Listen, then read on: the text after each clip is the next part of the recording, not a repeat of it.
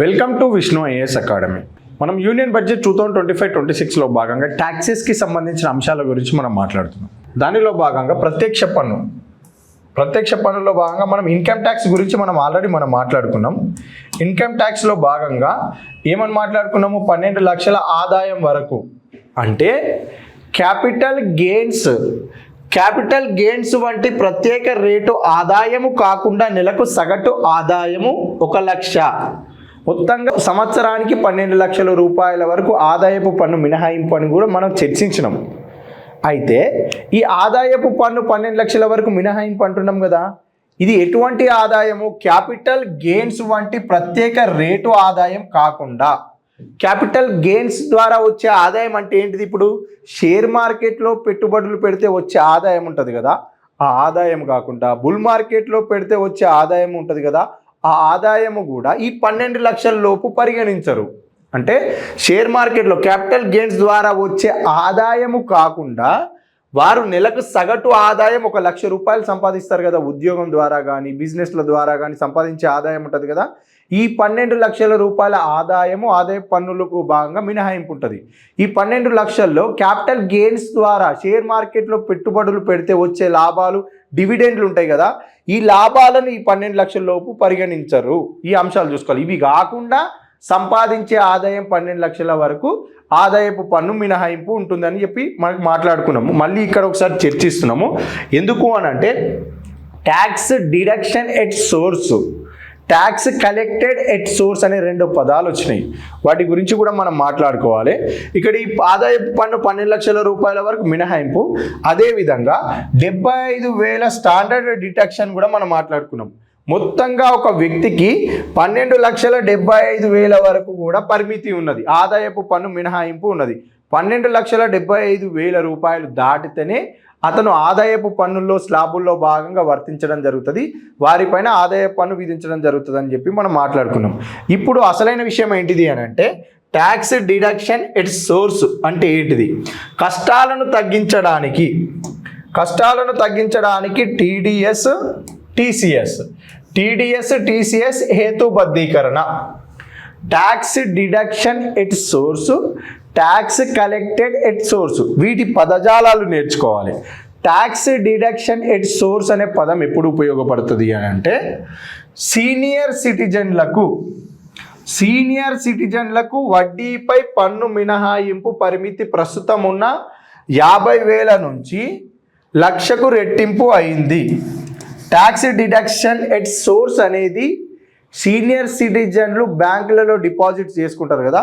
ఎగ్జాంపుల్కి మాట్లాడుకుంటే ఇప్పుడు ఎస్బీఐ బ్యాంకు కానీ ఏదైనా ఒక బ్యాంకులో 60 సంవత్సరాలు కలిగిన సీనియర్ సిటిజన్ కానీ 65 సంవత్సరాలు కలిగిన వ్యక్తి కానీ, ఏ అనే ఒక వ్యక్తి, బి అనే ఒక వ్యక్తి, ఇతను ఒక 15 లక్షల రూపాయలు డిపాజిట్ చేసిండు.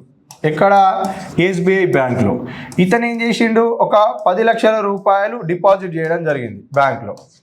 ఈ 15 లక్షల పైన 60,000 రూపాయల వడ్డీ వస్తుంది.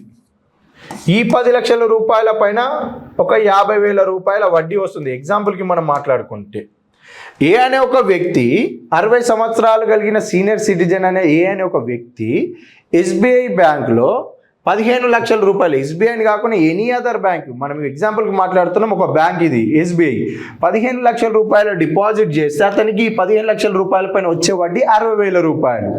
బి అనే ఒక వ్యక్తి ఇదే బ్యాంకులో 10 లక్షల రూపాయల వరకు డిపాజిట్ చేస్తే అతనికి వచ్చే వడ్డీ 50,000 రూపాయలు. అయితే ఈ వడ్డీ పైన కూడా మనకి ట్యాక్స్ డిడక్షన్ ఎట్ సోర్స్ అని విధించడం జరుగుతుంది.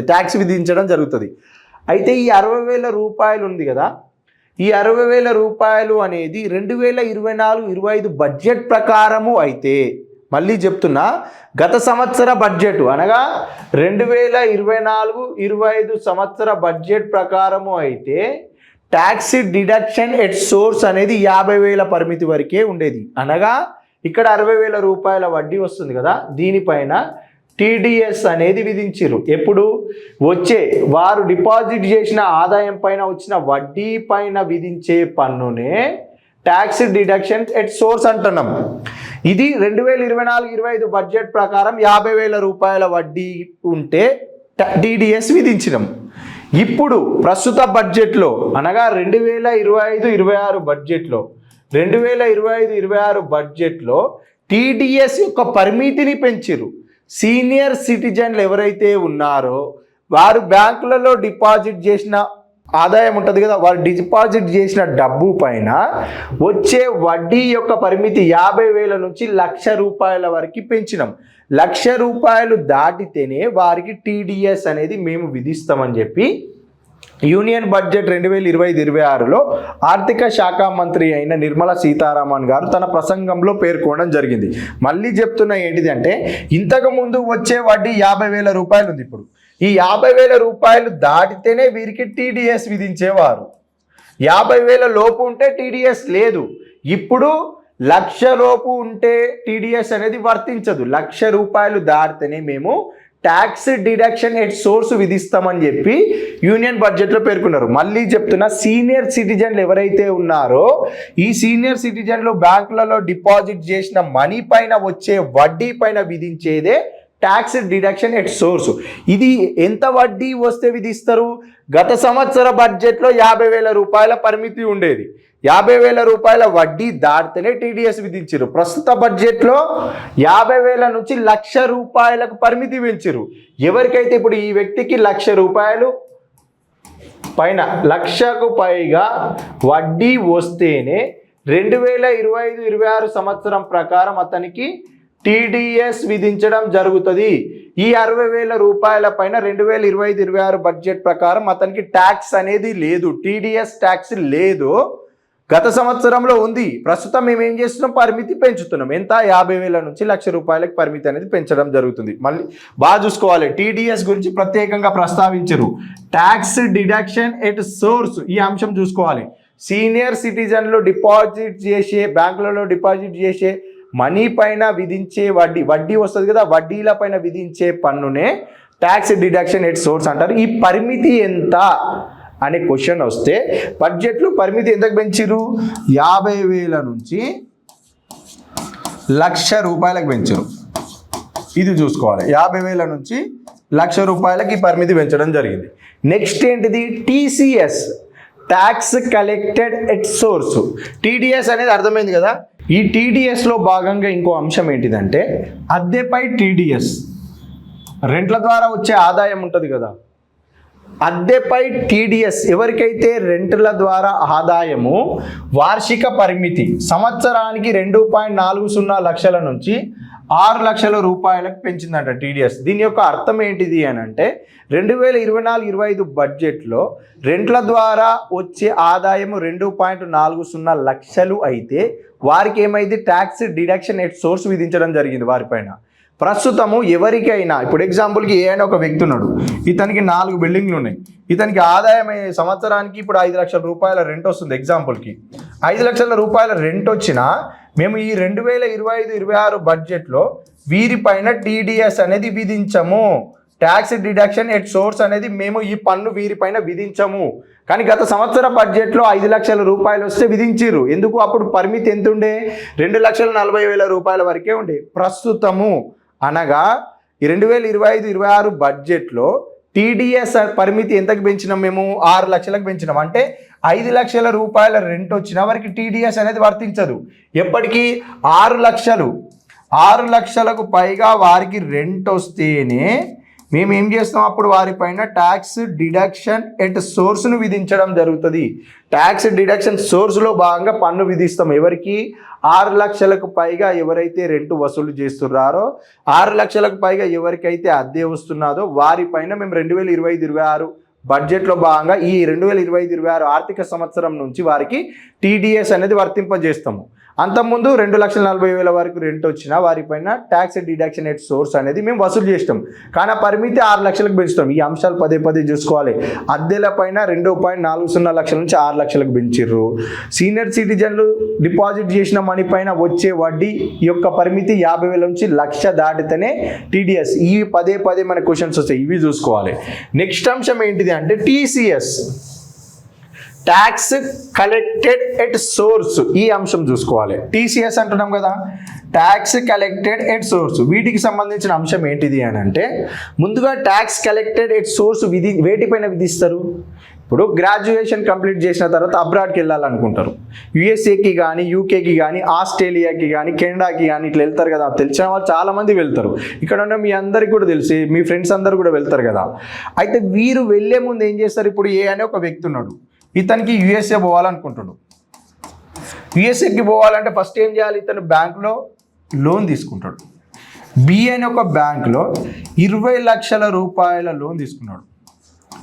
ఈ 20 లక్షల రూపాయల లోన్ తీసుకుంటే ప్రభుత్వం ఏం చేసేది అంటే, ఇతను తీసుకున్న 20 లక్షల రూపాయల రుణం పైన ట్యాక్స్ కలెక్టెడ్ ఎట్ సోర్స్ అని చెప్పి ఒక పన్ను విధించేది ఇంతకుముందు.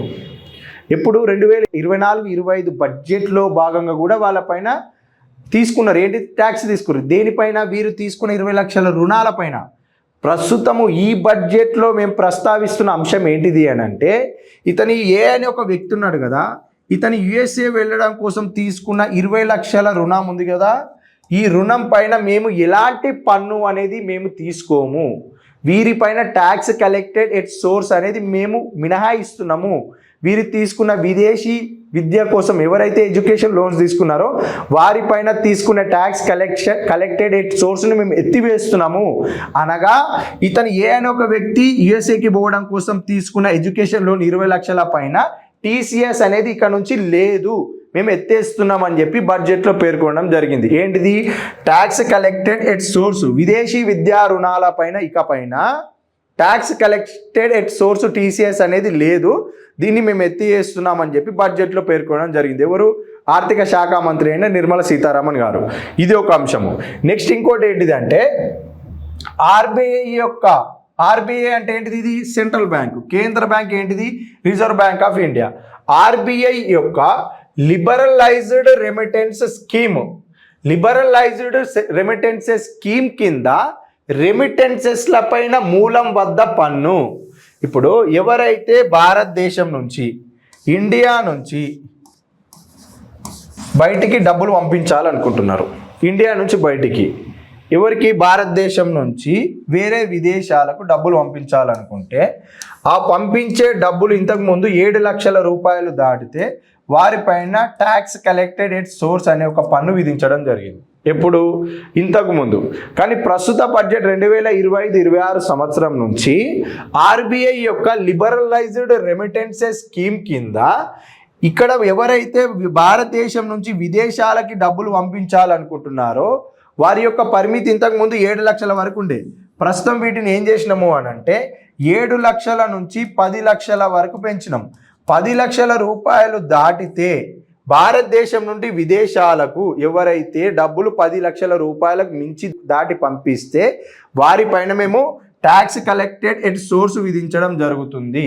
ఆ ట్యాక్స్ కలెక్టెడ్ సోర్స్ ఇంత ముందు కంటే తక్కువనే విధించడం జరుగుతుందని చెప్పి బడ్జెట్లో పేర్కొన్నారు. మళ్ళీ చెప్తున్నా, ఎవరైతే భారతదేశం నుంచి విదేశాలకు, ఇప్పుడు ఎగ్జాంపుల్ కిందాక మనం ఏం మాట్లాడుకున్నాం, ఏ అనే ఒక వ్యక్తి యుఎస్ఏకి 20 లక్షల లోన్ తీసుకున్నాడు అంటున్నాం. ఎడ్యుకేషన్ లోన్ పైన టీసీఎస్ అనేది పూర్తిగా మినహాయించినాం, ఎత్తేస్తున్నాం. ఇదే ఏ అనే వ్యక్తికి వాళ్ళ నాన్న ఏం చేస్తుండు, వేరే పర్పస్లో ఇంకొక 10 లక్షలు పంపించాలనుకుంటుండు. 10 లక్షలు కాకుండా 11 లక్షలు పంపించిండు అనుకుందాం.